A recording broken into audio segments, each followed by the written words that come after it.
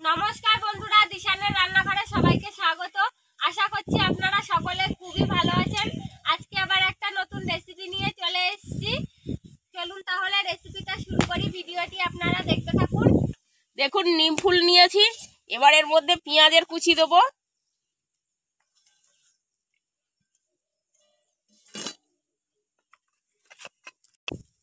পরিমাণ মতন হলুদ,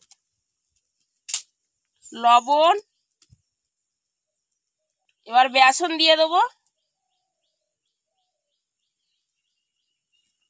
চালের গুঁড়ো। এবার আমি সবকিছু নিয়ে নিয়েছি। এবার আমি এটাকে ভালো করে মাখিয়ে নেব। চালের গুঁড়োটা দিয়েছি, মানে নিম ফুলের বড়া বানাবো তো, হচ্ছে মুচমুচে হবে চালের গুঁড়োটা দিলে, ওই জন্য দিয়েছি। দেখুন, ভালো করে মাখিয়ে নিয়েছি। এবার একটা একটা করে ভেজে তুলে নেব।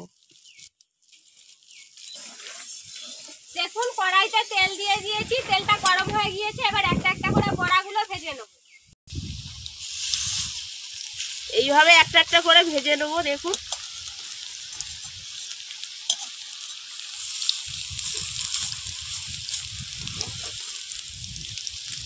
লালচে লালচে করে উল্টে পাল্টে ভালো করে ভেজে নেব।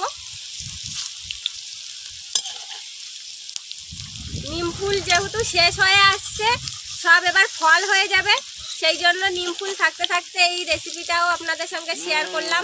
আপনারাও বাড়িতে তৈরি করবেন, খেতে দারুণ লাগে।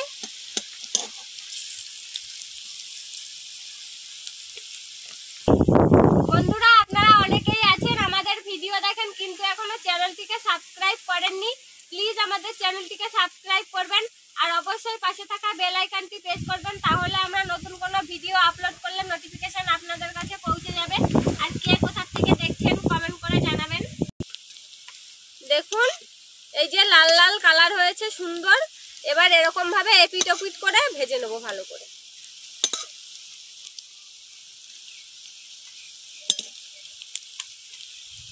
দেখুন, দু পিটি উল্টে পাল্টে লাল লাল করে ভেজে নিয়েছি। এইবার তুলে নেব। আর বাকি বড়াগুলো একই রকম ভাবে ভেজে নেব।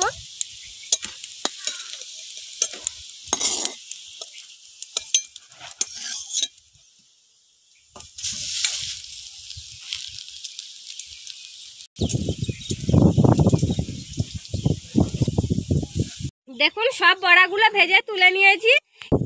এইবার খেয়ে দেখবো কেমন হয়েছে খেতে নিম ফুলের বড়া। দেখুন কত সুন্দর মুচমুচে হয়েছে বড়াটা।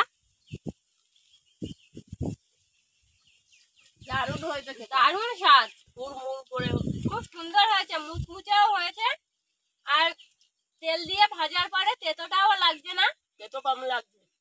আপনারাও বাড়িতে এইভাবে তৈরি করবেন। যারা গ্রামে থাকেন তাদের তো প্রচুর গাছ আছে, বাড়িতে তৈরি করে খেয়ে দেখবেন। আর শহরের দিকেও এখন এইসব ফুল কিনতে পাওয়া যায়, বাড়িতে তৈরি করে খেয়ে